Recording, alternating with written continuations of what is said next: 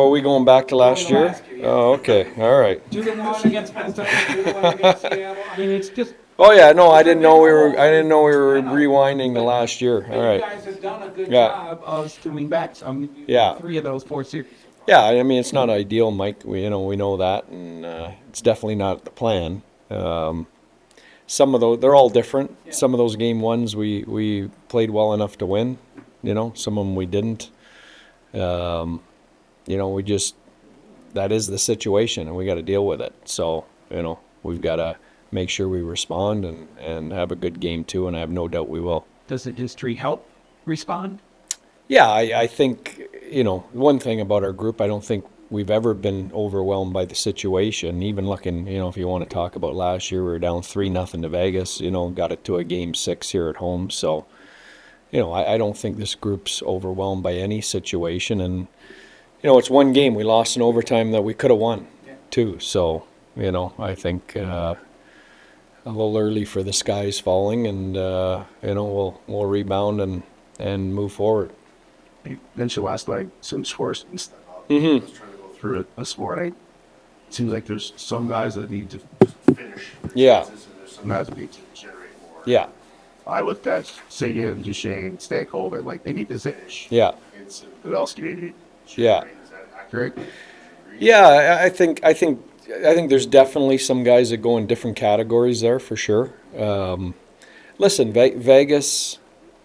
The Vegas series, no one's 5-on-5 numbers are going to look good, including theirs. Hurdle and like Stone, and they got some power play stuff, but that's just that you got 2 teams there that there isn't any room, and if you weren't scoring on the power play, it was tough sledding for everybody. So, I think this series is a little bit different, and I think there's a responsibility on our forward group to,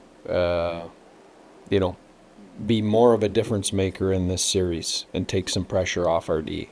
And on the D thing, I know there's a lot of drama around it. I mean, if we were dressing 11-7 and overplaying some forwards a few more minutes a game, we don't get all those questions either. I think Miro played around the same as Taves and Makar last night. I mean, that's. You're one game into the second round of the playoffs, so I don't quite get the drama about this. We're not playing 4. It's for me it's similar to there's been a lot of teams over the past. I think Tampa's been famous for dressing 11-7 and loading up some of their key guys. It is what it is. You do what you have to do with your roster to try and give yourself a chance to win this time of year. I want Jarl basically like 40 on the way. Exactly. And we've talked about that because they beat us with 4D. I don't want to see one guy been curious. Yeah. Hit Slate. Yeah. You don't know which one was time of year, but Yeah. he doesn't look like the same player to me he was last year. Yeah. Like, I don't know how to ask this. Like, what can you do to get chemical? What Yeah. needs to happen? Right? Warsaw. Well, I guess what I would say is a lot of times you don't know the whole story, and I'm not going to give you the whole story. But what I will say is he's not alone in that boat. I mean, the strength of our team all year has been, if Rupe Hin's line doesn't score, then Matt Duchesne's line score. If Matt Duchesne's line doesn't score, then Wyatt Johnson's line scores. If none of those guys score, our 4th line scores. So, this isn't on Rupe Hin's. We've got to, our depth has to show up in this series. Obviously, some positive last night. It's such a close game. And I thought that, Tav on the big line, that's really good moments. Yeah. Matchup that you're chasing. I mean, he was off the ice for the kid's goal, but You haven't always chased over the years, so Yeah. you're making a point. And he's Yeah, Tandem's been invaluable for us. I think in order to chase some of that stuff, it's personnel based. You have to have guys you think it's worth chasing for those that are that effective. I've had guys. We had Mark-Edward Vlasic you know, and Justin Braun as a pair in San Jose, you know, that consistently played against McKinnon and McDavid, and we would chase that because they were really effective at it. So, you know, I think, you know, Chris Tanev is an effective guy in those type of roles. I know it's off day, but any injury updates? Have we seen anything better from Mason? I mean, he seems really close. Really close, really close. I would call him game time tomorrow. So, you know, some good positive stuff there. We'll see. And Has he been skating with the team? he's not skating with the team. No, not yet. So that'll be the next step. Coach, doing a story on Radek. Yeah. Talk to me about your first impressions of him and what he's meant to this team this season. Yeah. Well, Radek's, you know, he's a lifetime Dallas Star, drafted, developed, played here. You know, he's got a history with Steve Spott, my assistant coach. He was his junior coach when he first came over from Czech Republic when he was 17 years old. So Spotter's known him, you know, basically since he's been a teenager and followed him. You know, so when you get here, you realize how important he is to the group and to the dressing room. You know, we asked him to play a different role than he played under Rick Bowness. You know, Rick Bowness used him, you know, as a matchup guy against all the team's best players, and he played a lot of minutes a night doing that. And we asked him to take a little bit less in a different role, and he's the consummate team guy. And he's done that. And, you know, he's a big part of the fabric of what we do here, even though maybe he's not, you know, playing as much every night or in the lineup every night, you know, as he might have been 5 years ago. As we go through last year and this year, you guys gotten down in pretty much every playoff series. I think 2-1 Minnesota, 2-1 Seattle, 3-0 Vegas, 2-0. So do you see anything that you guys are doing that's not good? And then you've won 3 of those series, so then that is good. You've been able to come back from it all. And do you guys think about any of this stuff, or is this all for the newspapers? Probably just the newspapers. Obviously, not the ideal start to have, but I feel it's a long series and it might happen you go down, but then you just have to find ways to battle back to it. When you analyze the second and third and the way their top players played, what do you learn to that? What is that?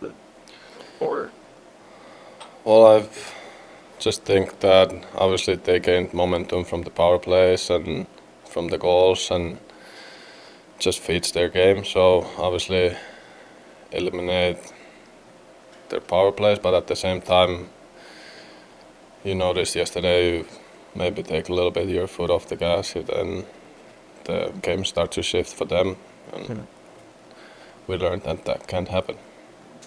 How do you guys impose your will? Because it seems like in the games you've played against Colorado, they've all been, even the 7-4 win up there, they've been kind of high-scoring, go games. Can you slow things down and slow them down?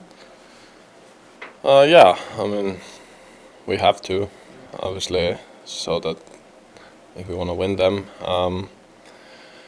I think, obviously, it fits their game as well if they get their rush and top players going. So, I mean, it's not easy, but it's a good test for us to do. When you have the 5-man rotation on D, it's a little bit different than what you guys did during the regular season. Have there been adjustments? And, I mean, are there good things with, I mean, you find yourself with pretty much every partner throughout a game. Yeah, I think it's been rolling fine. Obviously, your partner changes, but I think with our system it's totally fine, and I've been okay with it playing like whoever pretty much forever. Yeah. So I mean, I'm fine playing either left or right side too, so That's just especially the biggest challenge for Yeah. you. So you're the number one guy, the left team plays the right side, it seems, before a year or two. Yeah, I mean, just whoever Nash calls, you kind of go with it, and just I don't think that really that much. Just go out there and play whoever you're out there with. I mean, this is it's a human being. Like, I'm tired. You look tired. Like, how do you recover from that last night? Game ends at midnight. It's a tough loss. Like, when do you get home? When do you fall asleep? Like, how do you recover? Yeah, it wasn't the best sleep, obviously. I'm pretty good to fall asleep after games, so I can shut it down quickly. But obviously now just good stretch, eat well, just hopped on sauna quickly and take a nap and just relax today and get ready for tomorrow again. Did you feel the fatigue? Like, he said that he thought the fatigue really hit the team. You know, second half of that game, at least regulation. Did you feel it just coming off a 7-game series against Vegas? Not much, maybe just a little bit. Maybe like how quickly it turned from Sunday's Game 7 to the Game 1 on Tuesday. So, but I wouldn't say that I didn't feel it that much. Jacob Delander talked about how they talk about each other's slumps and everything and help each other. Rope's in a slump right now. He was the leading scorer in the playoffs last year. He hasn't really scored so much this year. Do you guys talk at all, or is that just keep that on the ice and not worry about it too much? Both, obviously. You try to cheer up and you kind of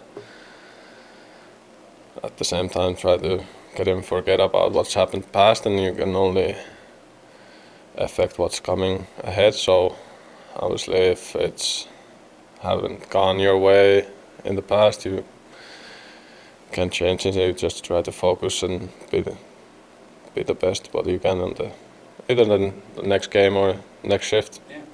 Can you give him scoring tips? Just shoot it past the goalie. I don't know Rupp at all. Like, is he hard himself? Is he able to put it?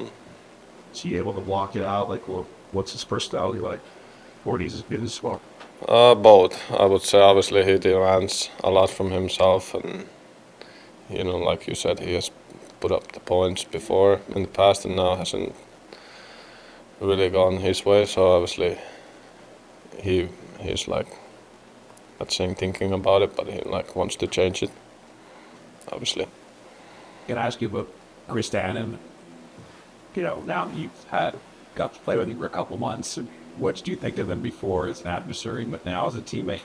What do you know about him? Close eye objects. Well, he seems bigger on the ice when now he's on the other side. But even though like when we played against him, we knew he blocks a tons of shots. I feel like that's first thing what people talk about him. But obviously, maybe surprised me how well he plays with the puck too, like the poise and when he holds on to it, and that way he kind of digs the first forechecker, and then he can make that tape-to-tape pass. And off the ice, just so kind and like humble guy. Felt like he was right away fit in the locker room. Like now feels like he's been longer with us than the trade deadline. Giving like fist bumps all around and chats to everyone, and so just kind person. He goes.